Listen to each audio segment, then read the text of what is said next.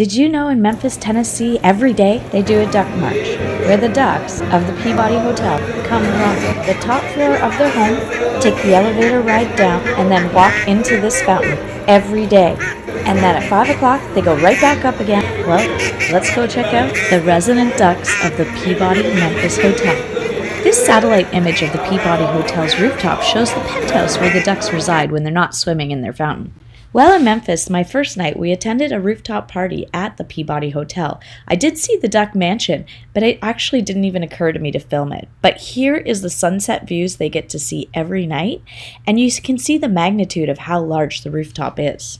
Remember our satellite image? Well, this is this building here, and this is the duck's penthouse. They really are living quite the life and are the true definition of some lucky duckies. But let's hear some more about their story. I'd like to introduce you now to the Duck Master.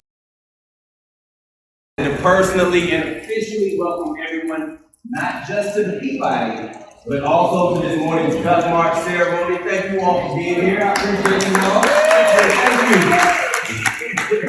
Thank you, my friend. I appreciate it. Now, once again, my name is Keenan Walker.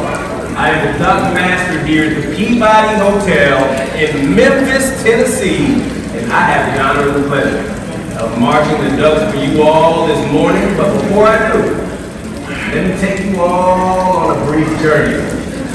Now, keep in mind, the original Peabody Hotel was actually located 2 blocks away from here, right on the corner of Main and Monroe, and it opened in 1869. Now, it remained in that original location until September 1st, 1925. Now, that's when the doors to this beautiful expansion building opened right here. The same location where we're all standing and sitting for the cost of $5 million in 2 years construction. But don't think that's the entire history of the Peabody Hotel. Not even close. To everybody here in the lobby area, whenever you get a chance, make sure that you all take a trip up to the mezzanine level and visit our memorabilia room. Now inside of that room, you're gonna find a collection of pictures and items and memos from the last few decades, including one of my favorite pieces of information, which is a framed letter. It was a letter from the general manager at that time, a man by the name of Gary Bell, a letter from him to the executive chef of Chez Philippe, our French restaurant, who was in the process of updating his menu. And basically, that letter says that even though you serve French cuisine inside of your restaurant, there better not be any duck. Very long time. Matter of fact, it goes all the way back to 1933, when the general manager at that time, a man by the name of Frank Shutt, he and a good friend of his named Chip Barwick, these 2 gentlemen decided to go on a duck hunt over in Arkansas in the middle of winter along the icy cold waters of the Mississippi River. Now, like I mentioned, Get my bill when you get a chance. So these 2 men knew that they were going to need to try to find a creative way to stay warm while they were out there. So they decided to take another colleague along with them to help them to stay warm in the cold. A colleague by the name of Jack Daniels. Yeah. Oh, some of y'all know Jack. Oh, yeah. Otherwise known as fine Tennessee sipping whiskey. Now, these 2 men knew that they were going to need some liquid encouragement to stay warm while they were out there. But as the day went on, these 2 gentlemen had maybe just a bit too much encouragement. They decided that as a practical joke, it would be funny to bring back the live duck decoys that they were using, which was legal in Arkansas back then. They thought it'd be a funny idea to bring those live duck decoys back here to the Peabody Hotel and set them loose inside this lobby complex. So that is exactly what they did. They laughed it off and went back up to their rooms for the evening. Well, upon waking up that next morning, Frank Shutt was a little bit alarmed at the chaos he might have caused that previous day with that misdeed. He was the general manager, after all. So he rushed to the elevator and he came downstairs. Now, he was expected to find ducks all over this lobby. And when he got down there, he was surprised to find two things. Number one, the ducks were still right here inside this fountain. They ain't going anywhere. And number two, they started to attract visitors. People just like each and every single one of you. People were absolutely amazed to see live animals frolicking inside the lobby fountain of an establishment as fine as Peabody. But then in 1940, the Peabody Hotel hired a gentleman by the name of Edward Pembroke to be a bellman. As a matter of fact, ladies and gentlemen, if you all will, let's send some love out to all of our outstanding bellmen.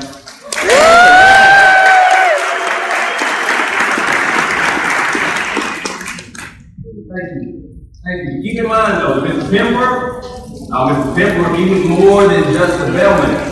He was a brilliant man. Just so happened that earlier in his life, Mr. Edward Pembroke at one time had been a trainer for the Ringling Brothers in Barnum and Bailey Circus. So upon being hired, he told management, he said, hey, look, I got an idea. If you let me, I will take a group of North American mallard ducks, one male and four females. Instead of those three English call ducks you just have swimming around in the fountain down there. He said, I'll train those ducks myself. I will first train the ducks to sleep upstairs on the rooftop inside of a duck palace. Then I will train the ducks to march from that duck palace across the rooftop to the door. Then I'll train them to march inside the door all the way to the elevator. And then together, we'll get on that elevator and we'll ride all the way downstairs to the lobby. And when those doors open, I will train those ducks to march up a red carpet all the way to the lobby fountain every single morning at 11 o'clock. And then at 5 o'clock, I'll train the ducks to get back outside of the fountain. I'll march them back up that red carpet and we'll get back inside the elevator. We'll ride back up to the rooftop where I will train the ducks to march back across the roof and get back into the duck palace where they will sleep for the rest of the night. Well, management was looking at Mr. Pembroke like, well, okay, if you think you can actually train those ducks to do all of that, let's try it out. Let's see how you pull that off. Let's see how you make that happen. Mr. Pembroke marched the ducks here at the Peabody Hotel for the next 51 years. 51 years he marched the ducks here at the Peabody. And in doing so, he became a goodwill ambassador for the Peabody Hotel and the entire city of Memphis. He even appeared on television shows. Television shows such as The Tonight Show with Johnny Carson and the Sesame Street program, where he and his ducks helped to celebrate National Rubber Ducky Day. Well, magazines such as People magazine and even the Sports Illustrated swimsuit edition. Wow. Don't worry, the duck only showed a little leg. Now, if I was someone like Mr. Pembroke and I was able to accomplish all that he did, I don't know. I might consider myself to be a master at what it was that I had pulled off. Wouldn't you all? Well, management thought the exact same thing. They bestowed upon Mr. Edward Pembroke the title of the world's first duck master here at the Peabody Hotel. Now, unfortunately, Mr. Pembroke is no longer here with us. I do have a very, very strong feeling that his spirit His spirit is smiling and shining brightly over our ceremony here in the lobby this morning. There is a picture of Mr. Pembroke and his ducks right over by the valet entrance. Make sure you stop by. Go take pictures with him. Pay your respects on the way outside the hotel. Now, that was the history of the Peabody Hotel and the legend of how the Duck March came to be. Now, the only thing left for me to do at this point is to march up this red carpet, go upstairs and retrieve our team of feathered friends. And when those doors open, ladies and gentlemen, boys and girls, brothers, sisters, cousins, partners, and neighbors, you all will witness the march of the world-famous Peabody Ducks. Please like and subscribe so I can share more cool and unique finds with you.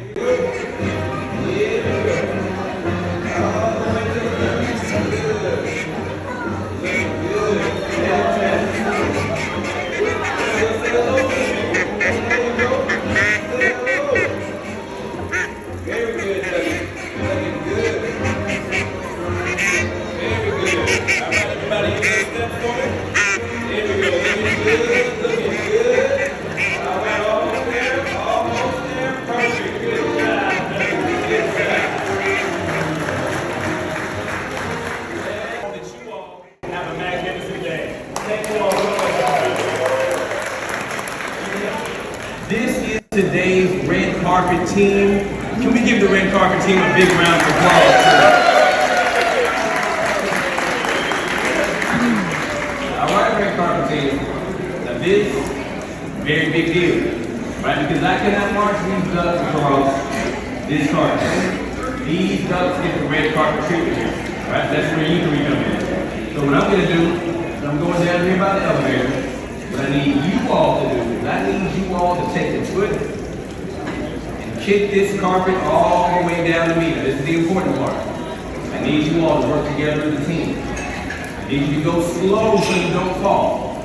But if you fall, get back up and keep going. Don't quit. All right? Everybody ready? You ready? Are you ready? And are you ready? All right, I got good feelings. I got good feelings about this thing. All right, red carpet team, here we go. Count of 3. 1, 2, 3. Kick it. Here we go. Here we go. Everybody work together. Come on, you know it.